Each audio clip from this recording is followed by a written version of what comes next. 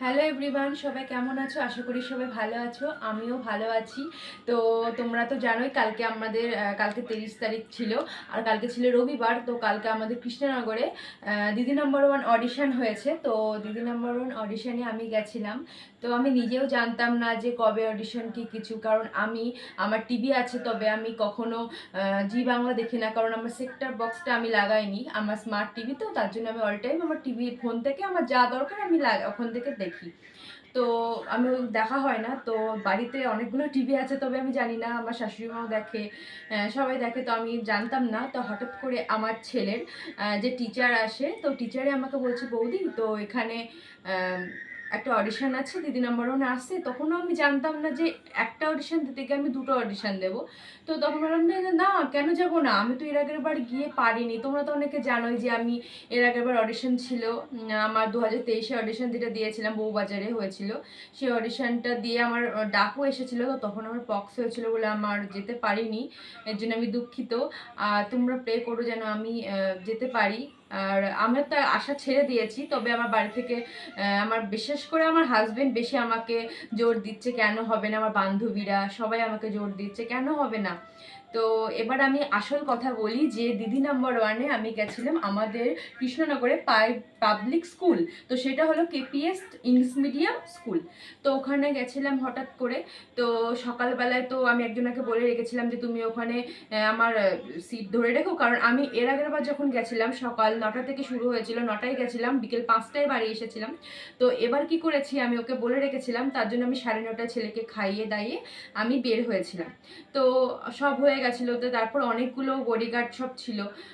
তারপরে গেলাম, যাওয়ার পর আমাদের 20 জন করে ঢোকালো। তারপর একটা ফর্ম দিল, যেটা দিদি নাম্বার ওয়ান মেন ফর্ম। সেখানে কি কি লেখা থাকে তোমাদের এবার বলি। তো সেখানে গিয়ে আমি খোঁজ পেলাম যে রন্ধনে বন্ধন বলে যে রাত 8টার সময় যে সিরিয়াল, আমি কিন্তু সিরিয়ালগুলো দেখি না। নাম্বার ওয়ানটা বলো 9 মাসে 6 মাসে একবার হয়তো দেখা হয়, প্রত্যেক দিন দেখি না তা না। তবে ছোট থেকে একটা ইচ্ছা থাকে না, গ্রামে বড় হয়েছি, যে যাব দিদি নাম্বার ওয়ানে, সবারই ইচ্ছা থাকে। তো আমার সেই ইচ্ছা বলতে পারো। তো তোমাদের ফর্মটা আমি ভালো করে জুম করে দেখে দিচ্ছি যে আমি কি ফর্ম নিয়েছি।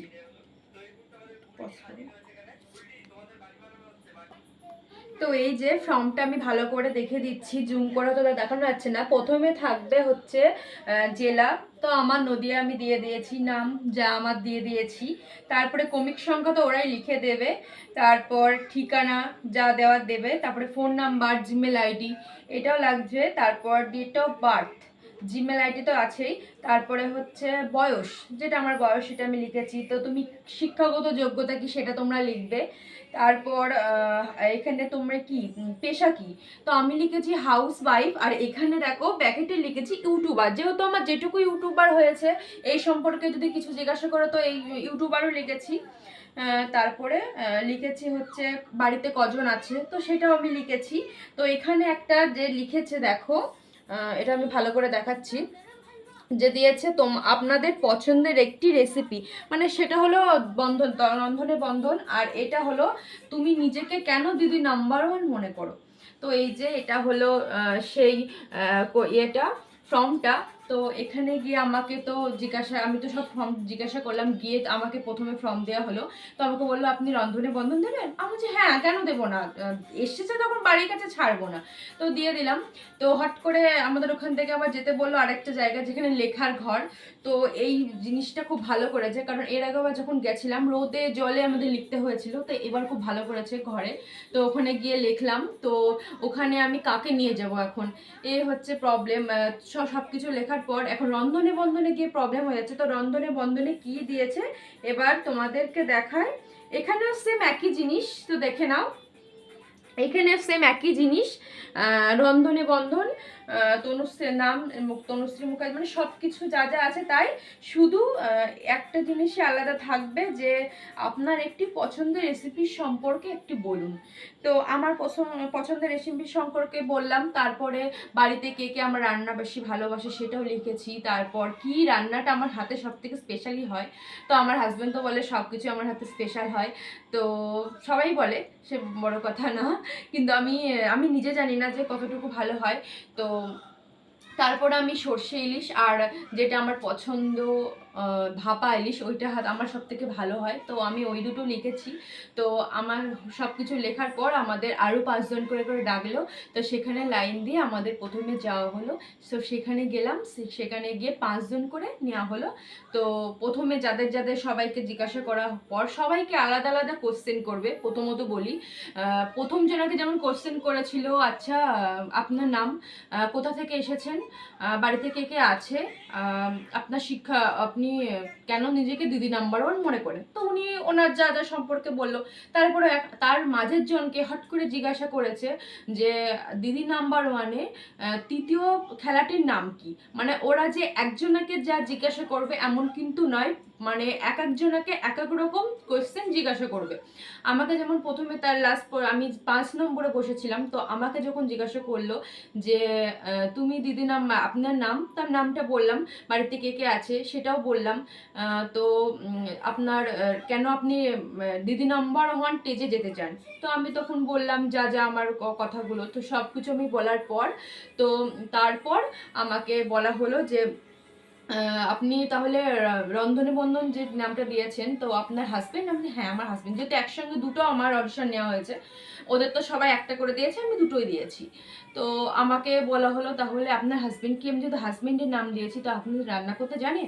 তো আমি বললাম প্রথমত আমি ইউটিউবার, আর ইউটিউবার বলে আমি আমার হাজবেন্ড, আমি যখন ইউটিউব করি তখন আমার বর ক্যামেরাটাও পর্যন্ত ধরে, তারপর আমি হাতে পাতে হয়তো বলি, সেগুলো আমাকে এগিয়ে দেয়, মানে কিছুটা কিছুটা আমাকে সাহায্য করে, এইটুকুই। সব ছেলেরা তো রান্না করতে পারে না, আর ছেলেদের দিয়ে যদি রান্নাই হয় তাহলে তো কিছু বলার নেই। তো এই হচ্ছে ব্যাপার, আর এই সবই জিজ্ঞাসা করে। আর তারপরে বলল যে ঠিক আছে, যদি আপনি সিলেক্ট হন তাহলে আপনাকে 1 থেকে 1.5 মাসের মধ্যে টাকা হবে। তো এখানে আর কিছুই কোনো কোশ্চেন ছিল না, ব্যাস এইটুকুই। তো বলেছে আপনাকে মেল করেও জানানো যেতে পারে, হঠাৎ করে ফোন করে জানানো যেতে পারে।